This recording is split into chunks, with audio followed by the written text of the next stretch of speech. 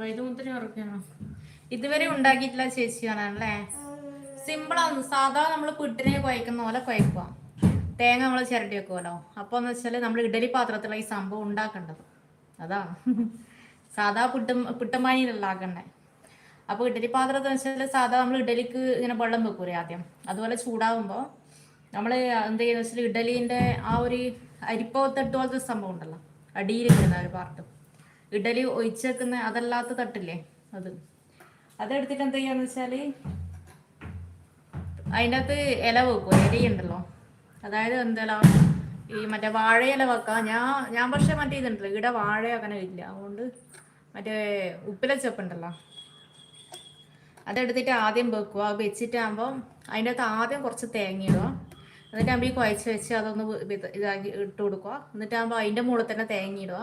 എന്നിട്ടാകുമ്പോൾ ആദ്യം എടുത്തിട്ട് ഇടുക. അത് ഫുള്ളും അതിൻ്റെ തന്നെ ആക്കുക. അതായത് കുറേ പ്രാവശ്യം നമ്മൾ പിട്ടിനെ നമ്മൾ ഓരോ കുറ്റി ഇങ്ങനെ മാറ്റി മാറ്റി എടുക്കണ്ടേ. അതായത് തട്ടി എടുത്ത് ആദ്യം നിറച്ച് അങ്ങനെയല്ല, ഇതെല്ലാം അതിൻ്റെ തന്നെയായി.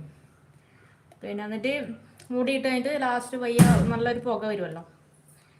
അപ്പോൾ സൈഡിലോട്ട് ഇങ്ങനെ പോകുമ്പോൾ മനസ്സിലാവും ഏകദേശം ബന്ധു എന്നുള്ള തിരിയല്ലോ. എന്നിട്ട് നമ്മളത് കയ്യിലെടുത്തിട്ട് ഒന്ന് ചിള്ളി അങ്ങ് ഇട്ട് കൊടുത്തിട്ട് ആദ്യം ഒന്ന് മൂടി അടച്ച് വെച്ച് കുറച്ചും കൂടെ പാകം നോക്കിയിട്ട്.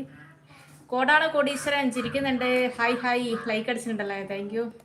അപ്പോൾ വളരെ സിമ്പിളാണ്, വലിയ പണിയൊന്നുമില്ല. അതാകുമ്പോൾ എന്ന് വെച്ചാൽ അഥവാ പുകയൊന്നും വന്നില്ലേ നമുക്ക് ഭയങ്കര ടെൻഷനല്ലേ, അഥവാ പിട്ടായിട്ടില്ലേ അല്ലെ ആ കുഴക്കുന്നത് ശരിയായില്ലേ അല്ലേ.